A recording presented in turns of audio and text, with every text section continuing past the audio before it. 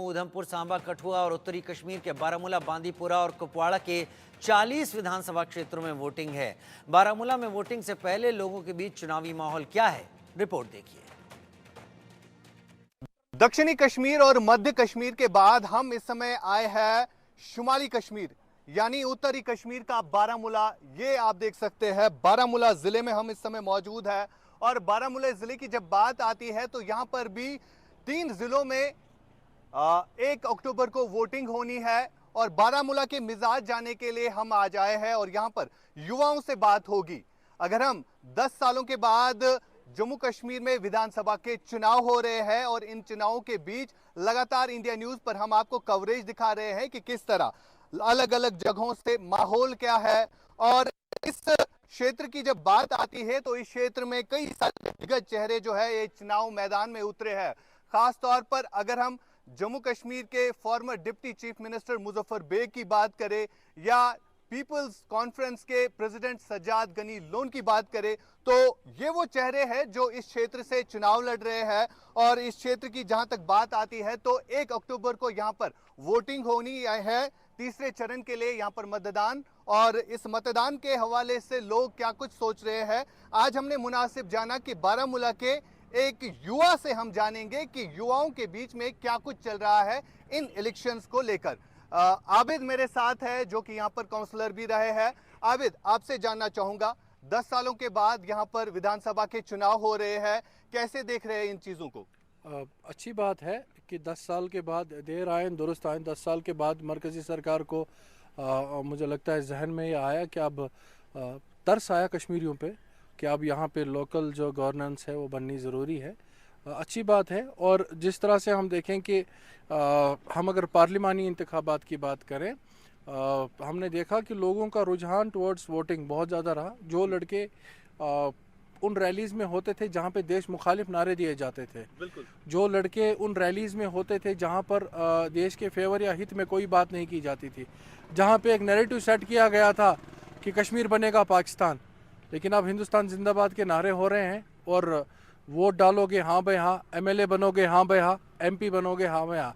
तो कश्मीरियों ने अब फुली एक डेमोक्रेटिक सेटअप को एक्सेप्ट किया है, जिस सेटअप को यहाँ पर कुछ खुदगर्ज अनासिरों ने बनाया था कि अगर तुम वोट डालोगे तो तुम्हारे निकाह टूट जाएंगे। तुम वोट ये तक कहा जा रहा था। और नहीं तो क्या, मेरे साथ बाकी दोस्त हैं, ये इसके साथ मुझे लगता है देल सेकंड कि वोट डालोगे तो तुम्हारे घर पे शाम को पथराव होगा, वोट डालोगे तो तुम बहुत बड़े गद्दार हो, तुमने जी निज़ाम मुस्तफ़ा का कत्ल किया है। और यहाँ क्या चलेगा, निज़ाम मुस्तफ़ा अपनी जगह। ये बातें होती थी। फिलहाल कोई और नौजवान युवा जो है हमारे साथ इस खास पेशकश में बात करेंगे। आज जिस हिसाब से डेवलपमेंट देखी जा रही है, जमात, हुर्रियत और फॉर्मर स्टून पेल्टर इन इलेक्शंस में हिस्सा ले रहे हैं। आप भी यहीं के निवासी है और आज से पहले जो हालात थे आप भी उनसे वाकिफ रहे हैं। आज कैसे देख रहे हैं इन सारी डेवलपमेंट्स को? देखिए, अगर हम बात करें इससे पहले जो चुनाव होते रहे यहाँ कश्मीर में, तो बहुत अनसर्टनटी यहाँ पर थी, हड़ताल थे, कॉलें थी, हर कोई चीज़ थी। लेकिन अब जो चुनाव हो रहे हैं इसमें एक बहुत बड़ा चेंज हमें नज़र आ रहा है। एक तो यहाँ का युवा वो जो है बाहर आ रहा है, एक यूथ यहाँ का बाहर आ रहा है, और जो सिविल सोसाइटी के लोग हैं वो इसको अप्रिशिएट करते हैं, दिखाई दे रहे हैं कि नहीं जी हमें जो है इसमें हिस्सा ज़रूरी लेना है। पहले जो जमात इस्लामिया की हम बात करें तो उन्होंने पहले एक नारा लगाया था कि वोट नहीं डालना है। अब उनके भी हम 10-12 कैंडिडेट देखते हैं इस वक्त क्या मैदान में है। बिल्कुल, हुर्रियत वालों के भी कैंडिडेट देख रहे हैं और सभी लोग जो है मिलजुल कर अब एक पार्टिसिपेशन वो कर रहे हैं, यूथ की भी पार्टिसिपेशन हो रही है। तो बहुत बड़ा एक बदलाव दिखाई दे, इसमें एक संदेश दिखाई ये दे रहा है कि कश्मीरी तो अपने आप को बदल रहा है, लेकिन अब जो है सेंटर को भी इस चीज़ पर फोकस करना होगा कि उनको ज़्यादा से ज़्यादा यहाँ जो है एम्प्लॉयमेंट जो है यूथ के लिए वो कायम करनी होगी, ताकि यूथ जो है स्टेबल हो जाए, वो कामकाज के साथ लग जाए और आगे तरक्की हो, ताकि यहाँ का यूथ जब तरक्की करेगा तो फिर देश की भी तरक्की हो जाएगी। बिल्कुल, यहाँ का यूथ जब तरक्की करेगा तो देश की तरक्की भी हो जाएगी। मेरे साथ एक और कोलीग है, उमर है मेरे साथ। उमर, आपसे जानना चाहूँगा जिस हिसाब से हम यहाँ की रीजनल पार्टीज का मैनिफेस्टो देख रहे हैं, 370 का जिक्र आज भी किया जा रहा है। 370 वाकई तौर क्या मुद्दा है, क्योंकि आप भी लोगों के बीच जा रहे हैं, क्या लग रहा है आजकल के मुद्दे क्या है लोगों के? देखिए, मुद्दे बहुत सारे हैं, लेकिन आप 370 की बात कर रहे हैं जिस पर यहाँ के नेता लोग पॉलिटिक्स कर रहे हैं। लेकिन ऐसा मुमकिन है या नहीं है वो तो कानून जानने वाले लोग कहेंगे। लेकिन मुद्दे जो है वो यहाँ के युवाओं की है। ये नेता लोग जो बातें करते हैं सारी झूठे बातें करते हैं। लोगों से जो बात करते हैं हम जी नौकरियां देंगे, अरे कहाँ की नौकरियां देंगे? वो कौन सा गवर्नमेंट जॉब देंगे? गवर्नमेंट जॉब के लिए एक युवा को खुद मेहनत करनी है। आज तो हमारे यहाँ जम्मू कश्मीर में गवर्नमेंट जॉब पाने के लिए बिल्कुल क्लियर इंस्ट्रक्शंस है, सिस्टम है, सिस्टमैटिक थ्रू जॉब मिलता है। लेकिन ये मुझे समझ में नहीं आते हमारे जितने भी नेता लोग हैं जो खोखले वादे करते हैं, खोखले झूठ बोलते हैं लोगों से, अपने वोटरों से कि हम जी आपको जॉब देंगे। अगर जॉब देना ही था तो प्राइवेट सेक्टर लाए यहाँ पर, जिससे यहाँ के युवा जो है वो जॉब हासिल कर सके प्राइवेट सेक्टर में। गवर्नमेंट जॉब तो सबके लिए नहीं हो सकता है, 20% लोगों के लिए गवर्नमेंट जॉब, वो भी जो खुद मेहनत करे।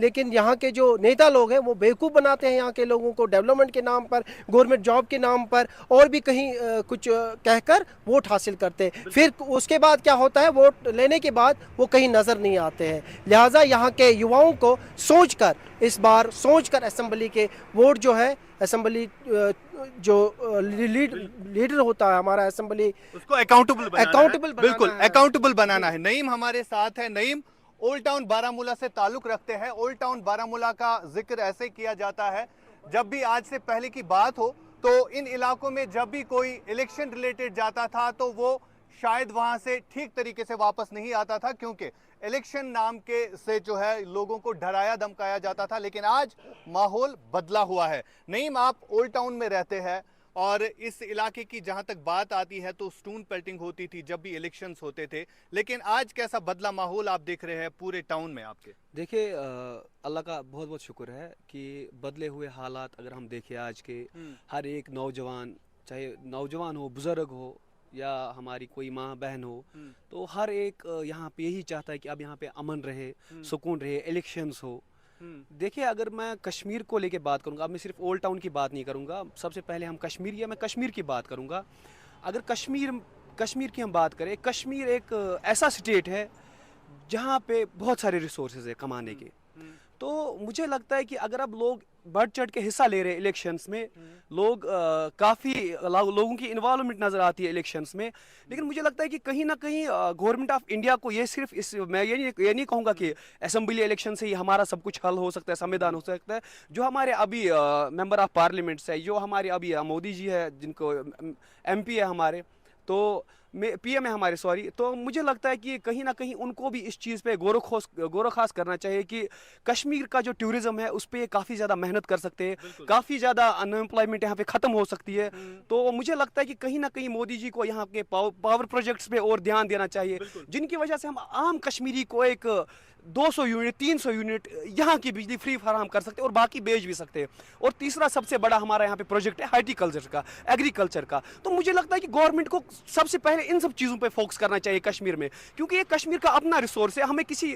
हम तो प्राइवेट कंपनी बाद में हम देखेंगे, बाकी सब चीज़ें बाद में हम देखेंगे, लेकिन जो हमारा कश्मीर का अपना रिसोर्स है उस पर कोई काम नहीं हो रहा है। तो मेरी अभी जो हमारी गवर्नमेंट ऑफ इंडिया है, मेरी उनसे रिक्वेस्ट है कि वो सबसे पहले, अगर लोग इतना ताउन कर रहे हैं, इतना अब आपके साथ जुड़ रहे हैं, लेकिन आपका भी कहीं ना कहीं राइट है कि आप लोगों के साथ आप सौतेली माँ का सलूक आगे ना करें। क्योंकि आप देखिए, एक कश्मीरी नौजवान या एक यूपी का नौजवान या एक महाराष्ट्र का नौजवान कहूँगा या बेंगलोर का नौजवान, एक वो डिग्निटी हमारे पास नहीं है जो उनके पास है।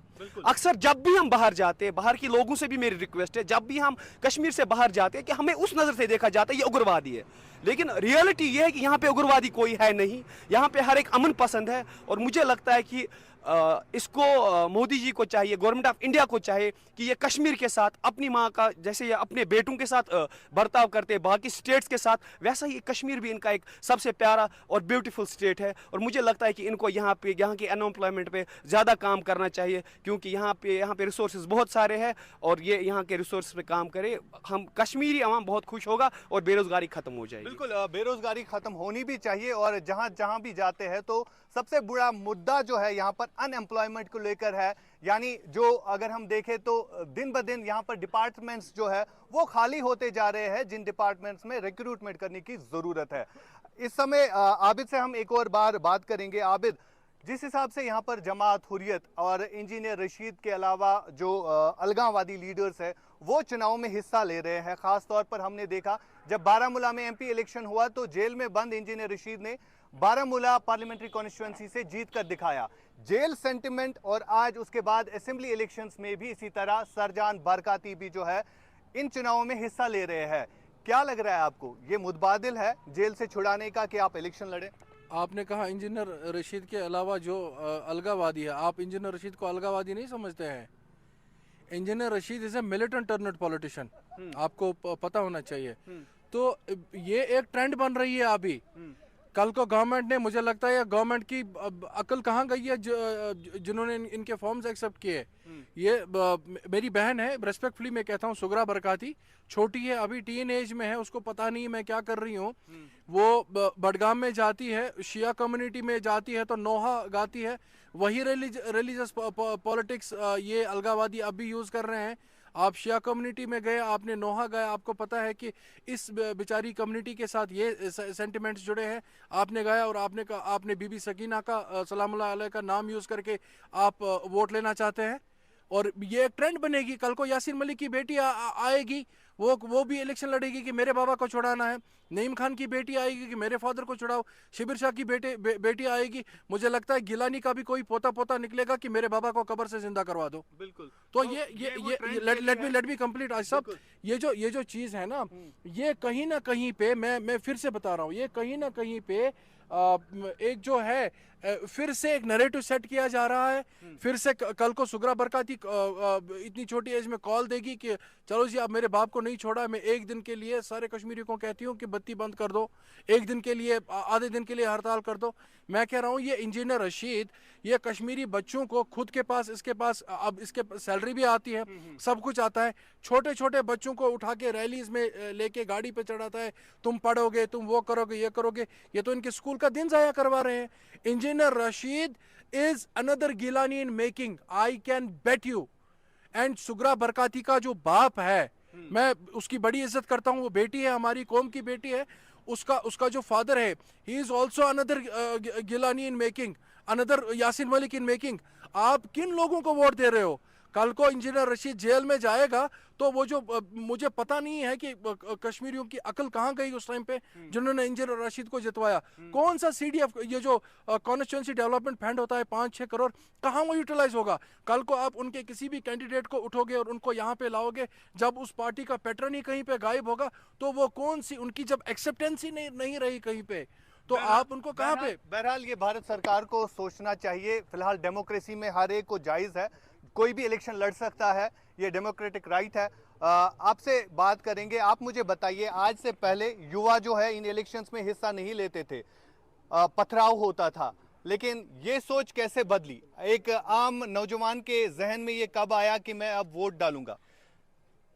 जहाँ तक मैं इस बात पे बात करना चाहता हूँ, ये बड़ी खुशकिस्मती की बात है हिंदुस्तान के लिए भी और जमहूरियत की भी। ये एक जीत की तरह है। बिल्कुल, ये सबसे बड़ी जीत है। बिल्कुल, ये सबसे बड़ी जीत है। आपने अगर आप हाल ही पीछे जाए, हम देखेंगे कि जो यहाँ पे पार्लियामेंट्री इलेक्शन हुए जिसमें कैंडिडेट्स को 10,80,000 वोट हासिल हुए।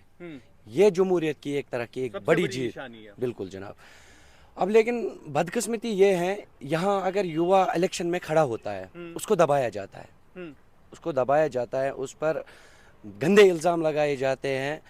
देखिए, मैं आपको कहता हूँ, अगर हम अपने इलेक्शन में कैंडिडेट्स की बात करें, हमारे यहाँ डिप्टी सीएम भी रहे, मेंबर ऑफ पार्लियामेंट भी रहे, फाइनेंस मिनिस्टर भी रहे और उन्हें वकालत में भी बहुत अच्छी डिग्री हासिल की है। आज बुज़ुर्ग हुए हैं, बहुत ज़्यादा ज़ईफ़ हुए हैं, वो करीबन 80 साल के होंगे। जब वो गाड़ी से उतरते हैं, रैलीज़ में जाते हैं, थोड़ा शोरिंग होती है, उनको हाथ पकड़ना पड़ता है। वो नौजवानों के लिए क्या लड़ेंगे? तो बदलाव तो नौजवान ही लाएंगे। अगर नौजवानों को लगता है कि उनका कैंडिडेट सही होना चाहे तो ये बदलाव नौजवानों से ही आएगा। एक और नौजवान, आप मुझे बताइए कैसे देखते हैं आज इस कश्मीर के इलेक्शन को जो आज हो रहा है? जी बड़ी खुशकिस्मती की बात है, आज 10 साल बाद कश्मीर में फिर से इलेक्शंस हो रहे हैं। तो मगर फिर से हम देख रहे हैं कि वही जो कि पुरानी सियासत मैनिफेस्टो, मुझे समझ नहीं आता है। कुछ यहाँ की पार्टीज बोल रहे हैं हम ये आर्टिकल वापस लाएंगे, ये मुझे समझ नहीं आता कि असेंबली से कौन सा आर्टिकल वो लोग वापस लाएंगे, वो तो पार्लियामेंट का काम है। तो जो कि दूसरी बात यह है कि लोगों के सेंटिमेंट्स के साथ खेला जाता है। मैं भी एक शिया हूँ, सुगरा बरकती की जो बेटी है वो वहाँ पे नवाह पढ़ती है, तो नीचे लोग रोते हैं। तो कल उसको लोग वोट देंगे, फिर ये मेरी बात याद रखना कि 5 साल बीरवा के लोग रोएंगे वहाँ पे अगर सर्जन बरकती ने इलेक्शन जीता। क्या यहाँ पर भी लोग रो रहे हैं? क्या यहाँ पर भी लोग रो रहे हैं? क्योंकि यहाँ पर भी एक मैंडेट जो है इंजीनियर रशीद को मिला और कुछ दिनों के बाद इंजीनियर रशीद वापस जेल में होंगे। क्या यहाँ के लोग रो रहे हैं?